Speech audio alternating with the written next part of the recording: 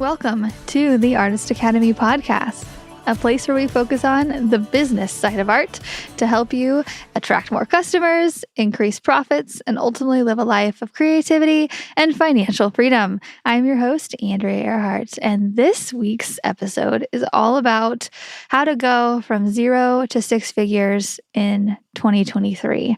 And this came about because we are celebrating those artists who have completed that milestone and have achieved that $100,000 mark in their art business last year.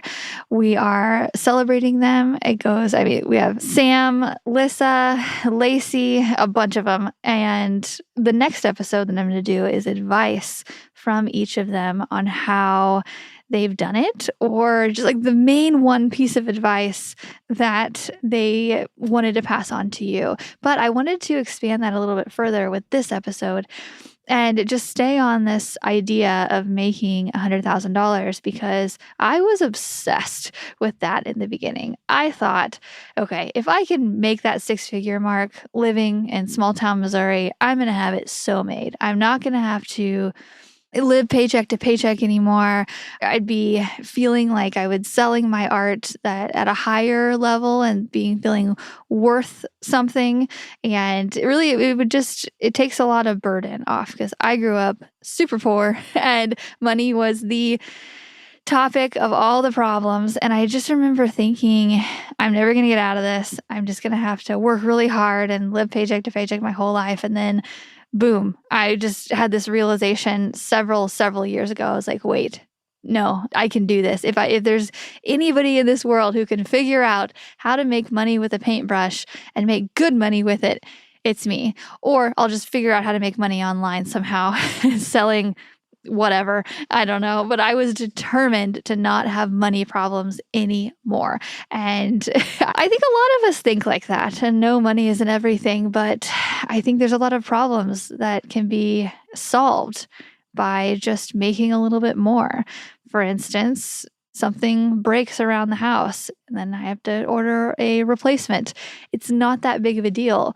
Whereas some of the family members that I have, they do still live paycheck to paycheck. And if something breaks, it ruins their week or their month because it's not in the budget and it's taxing on the mind. And not only that, like just, day-to-day stuff, it's the freedom that comes with making a good amount of money and especially doing something you love, right? Like traveling or just having experiences. Like I was just talking to Sam Weeman in the Artist Academy who made her first $100,000 this past year. Shout out to her. And she's currently in Thailand hanging out. And it's funny because I remember Samantha Sam, she joined the Artist Academy not long after I opened it, maybe 6 months, so a few years ago. And I remember interviewing her and she's very well-spoken and really driven and loved what she did. And I was very impressed by her, but I was a little taken back because I was like, wait, we were talking about money and she really liked the idea of living with few possessions or like not being materialistic, basically. And she said that she didn't need very much to get by and she was selling her art for very cheap prices, but she was happy. And so I was like, okay, good for you. That's awesome. I think differently, but if that makes you happy, great. And then I don't know what happened over the last couple years. She just kept raising her prices and the demand kept being greater. And then the next thing I heard from her, she had made $100,000. And I was like, wait, what? Coming from the girl who really wanted to live simply and small. And I'm just so happy for her and just talking to her about it in our Facebook group.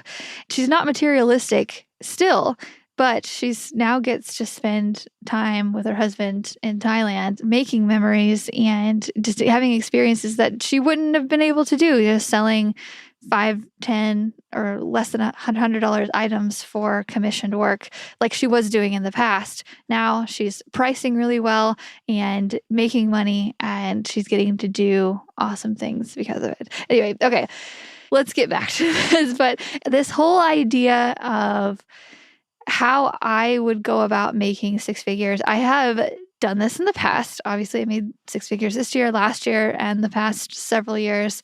But I remember wanting it so bad in the beginning that I tried everything. I just threw everything at the wall. I had no idea about certain things, and I put a lot of time and energy into things that didn't really profit. And so I wanted to just sit down and make this episode to talk about those things that I wasted my time with, that maybe might be a wasted time for you as well, and the things that really brought in the big bucks as well for me that I think could benefit you too.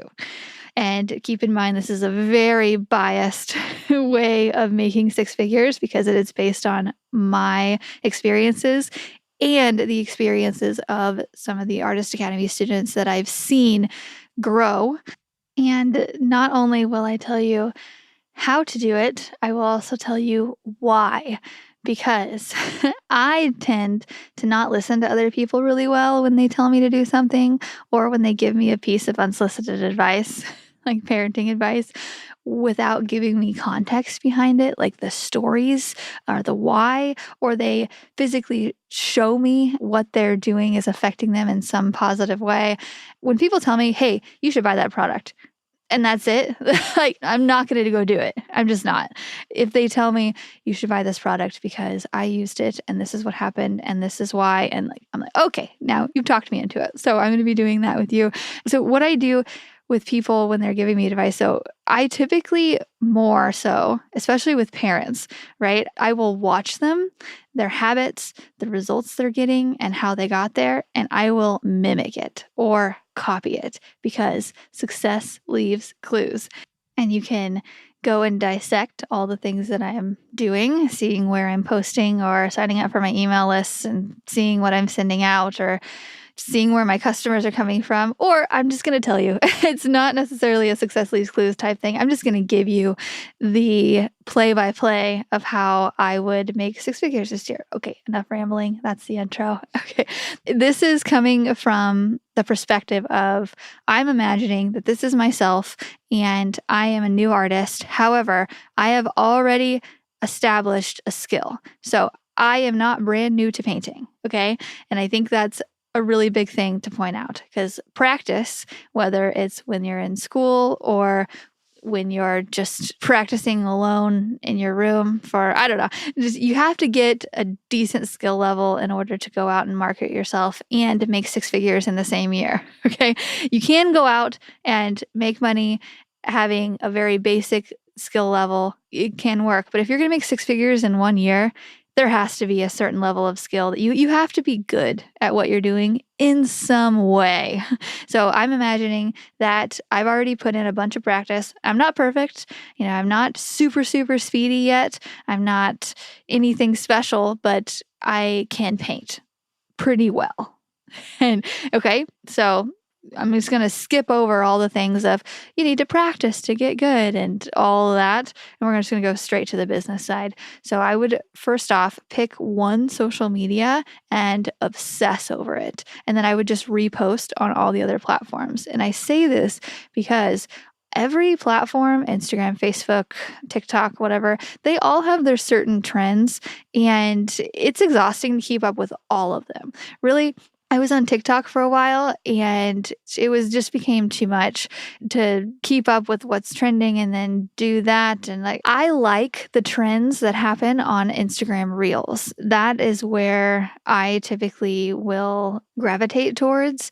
I like Instagram Reels a lot. So that's where I'm at currently in my business and that's where I focus. And then I take that Instagram Reel and I repost it to Facebook and LinkedIn and Pinterest and typically TikTok. I've been pretty lazy on that platform lately.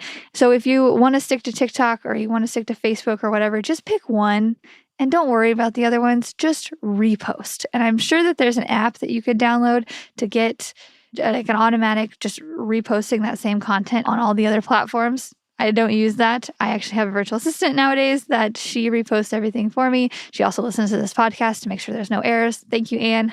And if I could give you a suggestion as well, either go really, really hard on Instagram Reels or Facebook. And specifically Facebook, post in the Facebook groups. especially if you're doing murals or any kind of niche thing. Because I have gotten so much work from posting in my local Facebook group. I've gotten so many mural jobs, and I know other artists who have gotten that too. Members of the Artist Academy, local artists here. There's so much potential if you just post your work in the local Facebook groups and go from there. Yeah. So those are my 2 recommendations. Pick whichever one you currently spend the most time on and obsess over it. Okay. Next, find someone who is doing what you are doing and take in everything they are putting out. Again, success leaves clues. So if there's a muralist out there who has written a book, like I wrote the Mural Money book, there's plenty others. Like we just had Morgan Bricka on the podcast and she did the Mural Artist Handbook. There's a lot of us out there who have content or podcasts and whatnot, and get something in your ear every single day that is motivating, that is on topic, at least with business or entrepreneurship or art or painting or something, whatever motivates you, because you can't underestimate this little part of it.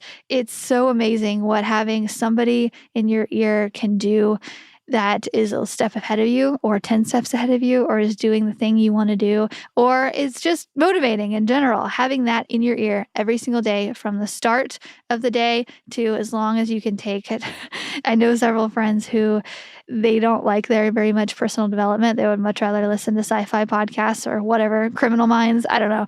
I'm not really into that, but I think there's a correlation there because I filled my brain full of inspirational things on business and whatnot. And I got really far in a very short amount of time because I filled my head with it. So that's what I would do. Take in everything someone is putting out.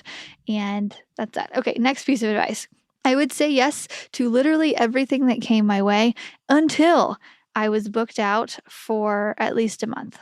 And so if somebody's coming at you saying, hey, can you do a pet portrait? And you don't really like it, but you don't really have anything else going on, take that dang pet portrait, because I know that the small jobs lead to the big jobs. Okay. The small jobs lead to the big jobs. And I was thinking the other day, I have given away a lot of projects to Artist Academy members here in the last several months, from just being pregnant and on maternity leave and whatnot.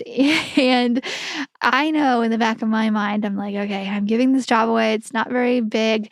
I'm not interested in it, but I know that there's probably a 50% chance or more that a bigger job is going to come from it and they're going to end up getting it because they're going to be establishing the relationship with the customer. And this has happened to me many, many times in the past. I'll just recommend somebody for a mural job, and then that restaurant will open a new location and they want their entire restaurant painted, and they're calling on the person I recommended to do it. And I'm like, oh man, I would have liked to do that, but whatever. I'm booked out. So it doesn't really matter. But the small jobs lead to the big jobs. So say yes to everything. Okay. Next piece of advice.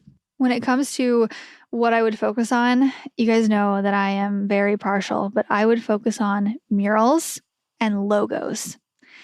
And those are the 2 main things, because from my experience, not a lot of people do logos. And just to specify what I mean, I don't mean creating someone's logo on the computer. I mean, the local car dealership sends me their Ford logo and they want me to paint it on their wall, and they want it in specific Ford colors and at a specific size and a specific area. There's no mock-up with that. I don't have to create a design. I just paint certain colors on a wall and put in that podcast that I was talking about to motivate me. And that's that. And you can charge a lot of money to paint a logo. Probably the minimum amount that I do for a decent size logo, meaning maybe a 3 foot by 8 foot logo, is $1,500 at the minimum. And I can do it in about a day. So thinking if I was an artist just starting out and I wasn't super fast yet, but I was pretty good, say it would take me 2 days and I'd make $1,500 in 2 days. So what is that, $750 a day? Like, you're right on the way to making $100,000 easy. Plus, people see you doing logos, they will hire you to do more logos. I remember one person saw me doing the local Ford dealership logo, and they called me up saying, hey, if Ford hired you, then I want to hire you, because if you're good enough to do theirs, you're good enough to do mine. I was like, what? Okay. Anyway, but that's how people think. If you can get in with any kind of bigger company, it really, really helps. So going and knocking on doors to the local Ford dealership or wherever and just saying, hi, I'm a muralist. You have a blank wall right there. Would you like to discuss the possibilities of filling your space with color and branding? Just starting the conversation. So next piece of advice, I would go look for jobs. I wouldn't just be posting on Instagram or Facebook wanting them to come to me, although I would be doing that. You can more sit back and take the back seat like that later when you're booked out a couple months. That's the easy way to do it. Although social media will generate income for you this year, the way to make sure 100% that you're going to make big money this year is to go out and start knocking on doors. And you're going to get 20 no's, 1 yes, but that 1 yes is going to get you in the door. And then somebody's going to see you painting there, and you're going to get another job and another job. And it'll probably start small and they'll get bigger, just like that. And so just a couple tips on when you're going around knocking on doors. Bring your iPad and have photos of past work that you've done. So again, this is a perspective of somebody who has a skill and has done stuff in the past and has things to show. So myself, and I would bring an iPad and just have that ready to literally pop up and show people. That way, once you get in the door and somebody says, okay, let me hear your ideas, you can say, okay, great. This is the stuff I've done in the past. Start with that. This is the stuff I've done in the past, so they can actually see, oh, she's not just a crafter or whatnot. She's actually good at it, and those lines are straight, and I trust her to put paint on my wall. Great. Trust is established. And now let's talk about what you want on your walls. And you can go to Google, or before you go, you could have a couple things just as examples that you could Google. And I've done that plenty of times. I've gone to Google and just seen this really cool, colorful graffiti style mural, and I've showed them that and be like, hey, we could do something like this. That way, I'm not spending a ton of my time creating a mock-up for somebody who hasn't even said yes to talking to me yet. To have some kind of idea, but ask them what they want. So another piece of advice, take this year as the mentality of I'm going to serve my customers and take commissions, and I'm going to try to get in my customer's head and bring out their vision. Because I see a lot of artists who we want to go the fun route, right? We want to create what we want to create in the studio all day, and we want people to buy it. That is possible. I have a hard time doing that, but it is possible, but that's not the advice that I'm giving. I see other artists on Instagram doing that, and I'm like, how do they get collectors to just buy whatever they create? I haven't figured that out yet, but when I do, best bet I'll come on here and share it with you. But my business is more around taking commissions, painting what other people want me to paint. And oddly, we were just talking about this in our virtual meetup here recently. In the Artist Academy, we do a virtual meetup every week that all the artists, we hop on and we talk about art and life things. And we were talking, we're like, who likes to do canvas commissions? None of us did really, but we're like, wait, doing mural commissions is just different. It's just way more fun. And I'm not sure why, but typically doing mural commissions, it's just, I don't know if you just get more creative freedom, or it's just, I'm not sure why that's just more fun. But I would take that mentality of really asking people, how can I customize this for you? And when I'm posting on social media and in the Facebook groups or on Reels, just restating that over and over and over again. Say, this is what I've created. These are examples of my work. Let me customize something for you. Let's get the conversation started about how that blank wall in your business can be transformed with paint. Let's customize something for you. And if things weren't happening and I had a dead week and I'm waiting on construction or someone to prep a wall or whatever, and I had a couple days to where I had some free time, I would make some posts on Instagram, on my Instagram stories, or wherever your place of choice is, and say free mock-ups today only. If you have an idea or a logo or something that you've been thinking about wanting to paint, I'm not going to hold you to it, but I will help you mock it up to see if this is something that's worth exploring. So I would put that out there.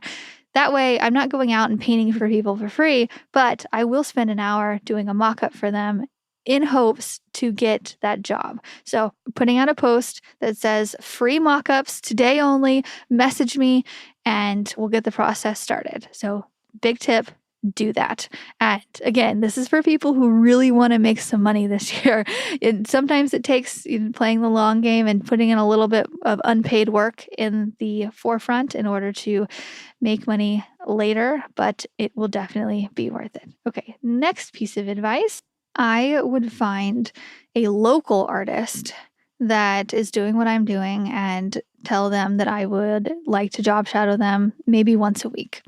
And I would keep that up until I was so busy that I couldn't anymore, but I would get to know them because what's going to happen, and I've seen it happen many times, I do this, is if you get to know that person and you work with them, you not only can learn from them, you will establish that relationship and they will send you work. I do this all the time. And I do this to people who have painted with me because then we have that connection. We've painted together all day. We've had those conversations all day and I can see how they work. For one, I can see their skill level. I can teach them some things about how to be better. And I trust them with my customers. Versus somebody that's just online that I don't know that well. If they've been in the academy for a while, I'm way more likely to refer people. But if somebody has just joined and I've only seen a little bit of their work, I'm probably not going to refer them. Unless it's like a super, super niche thing, then maybe. But I trust the people that I have worked with here locally to handle these people that I'm referring them with grace and with respect. And we've talked about how community over competition, and they get it.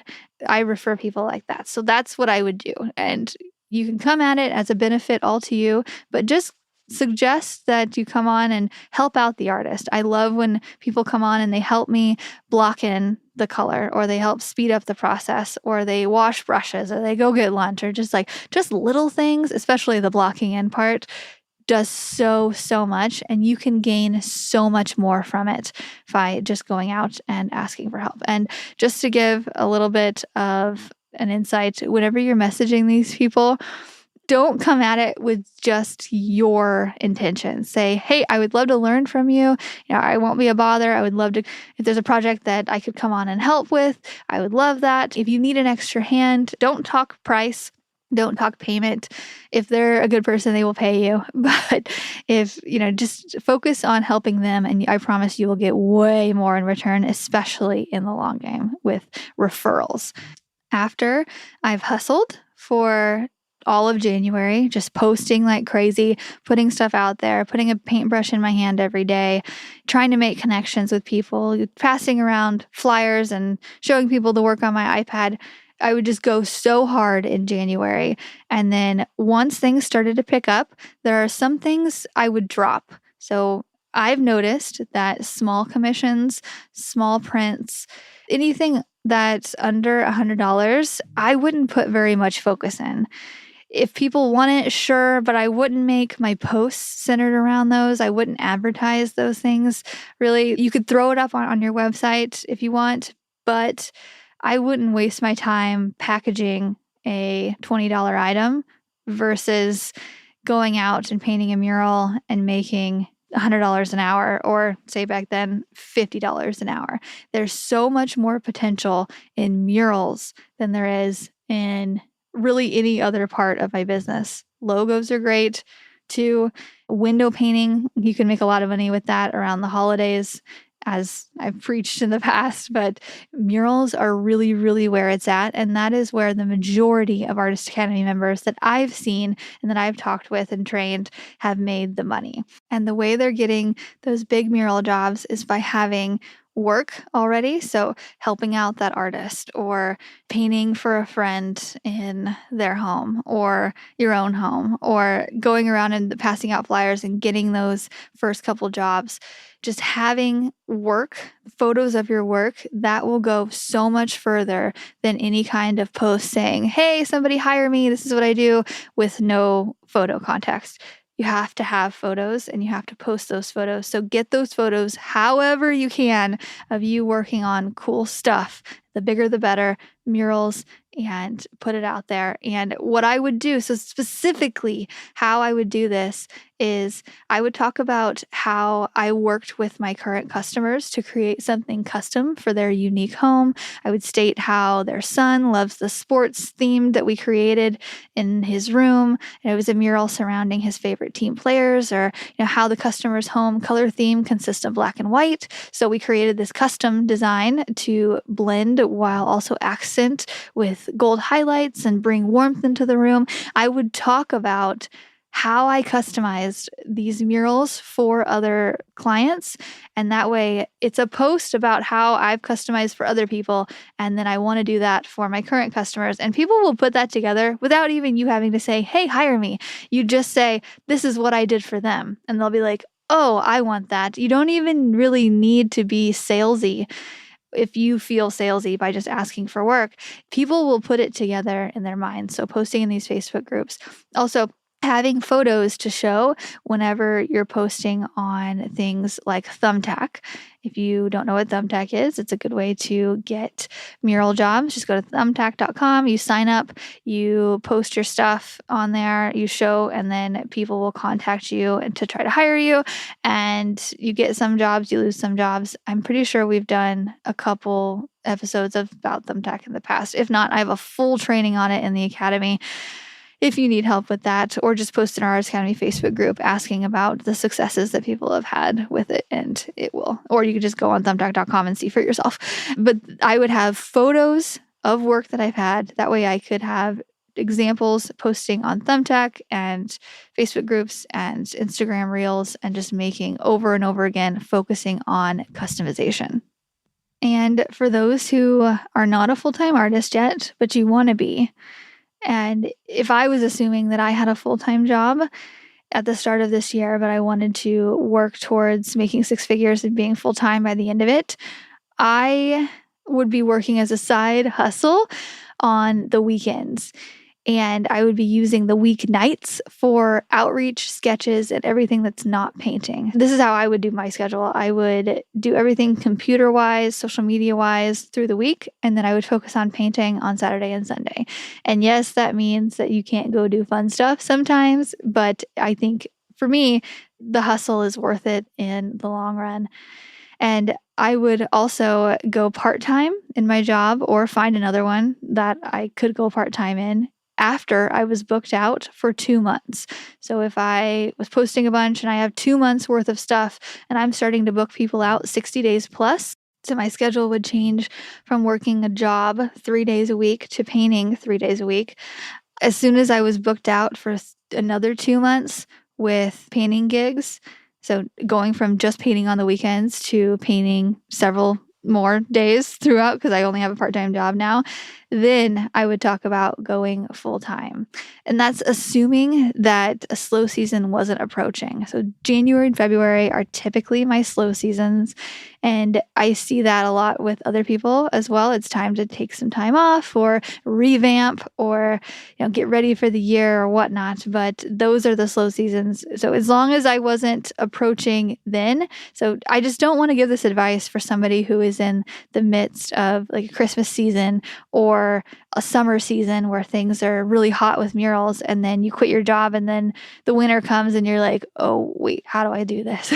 Give yourself a cushion monetarily and also with your schedule, just foreseeing that you're going to have enough work to go full time. But that is how I would do it. And we've had this conversation quite a bit in the Artist Academy of people wondering, when is the best time to go full time with art? How do I slowly work into it? I don't recommend jumping headfirst, quitting your job right now with very few jobs on the horizon. Don't do that. This is exactly what I would do, what I just said.